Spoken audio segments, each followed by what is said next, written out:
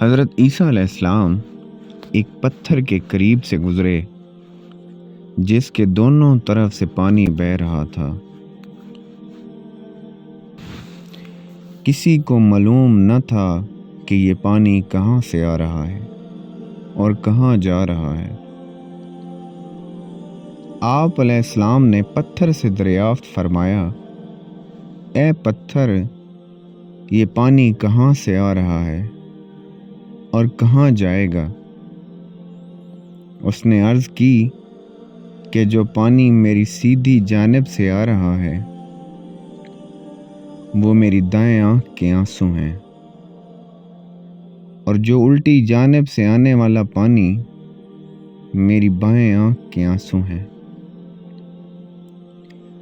آپ علیہ السلام نے پوچھا، تم یہ آنسو کیوں بہا رہے ہو؟ پتھر نے جواب دیا، اپنے رب کے خوف کی وجہ سے کہ کہیں وہ مجھے جہنم کا ایندھن نہ بنا دے۔